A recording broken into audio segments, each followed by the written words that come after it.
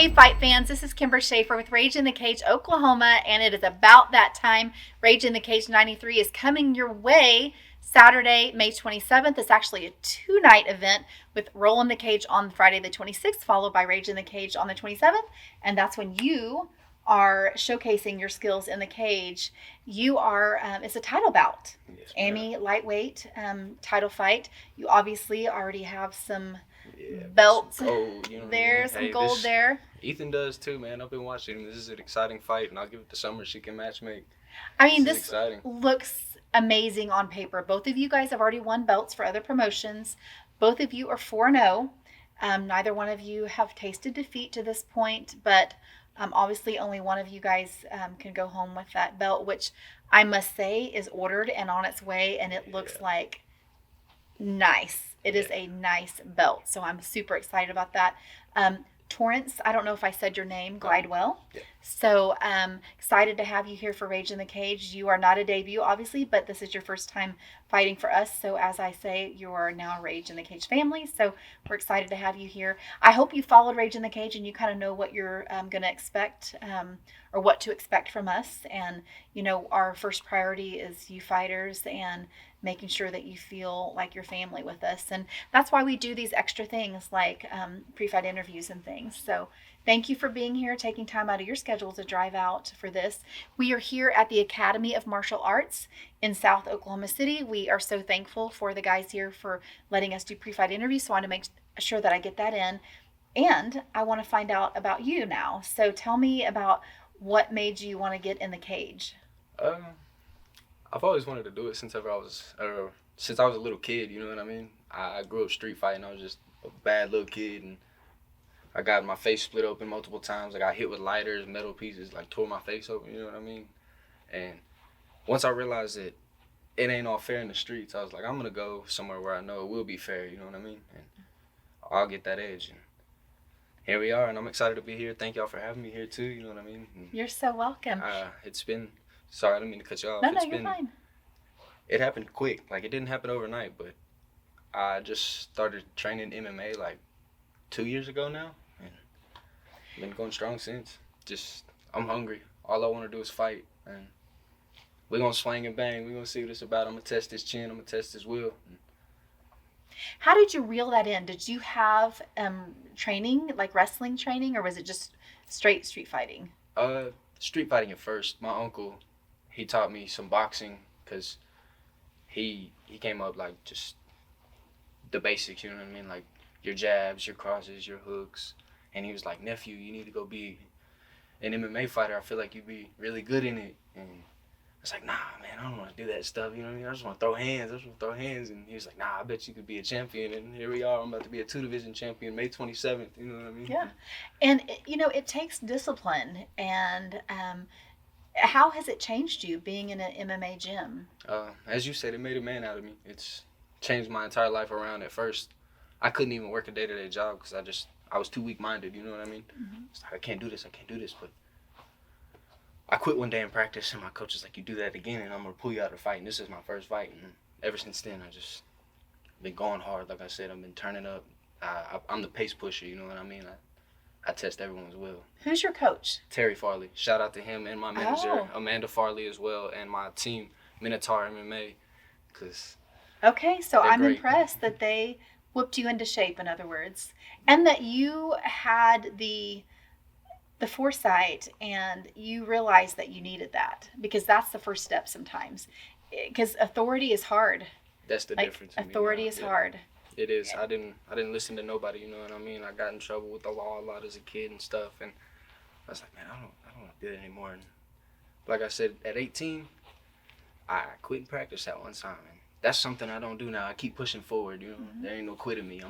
I am the dog. There's no dog in me. You know what I mean? I am the dog.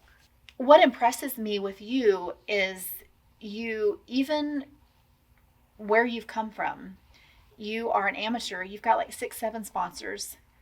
I mean, this doesn't happen for somebody that's a kid on the street. People believe in you. People's not going to sponsor a street fighter that they don't believe in, but they believe in the person that you're becoming, and that you're putting in the work. And that speaks volumes. And to me, that's proof right there that you're changing. And so congratulations to you.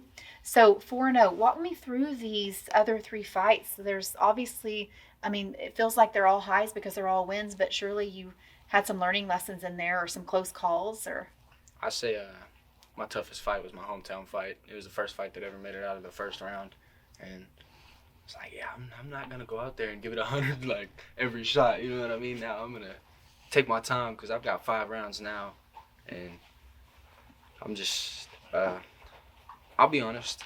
I'm not really too proud of my last performance where I got this. The belt's nice. The TKO win is nice, but I don't know. I feel like I could have done more. You know what I mean? Like, it ended in the first round, and I love a good fight. That wasn't what I was looking for. I wanted a fight, and that's what I'm excited about. Because Ethan, man, you're a solid dude, and I can't wait to see you in there. Well, I tell you, Summer does not put on easy fights. Yeah, and this is going to be a proving ground that you haven't seen before, is my guess. Yeah, I got a lot. And I'll be honest.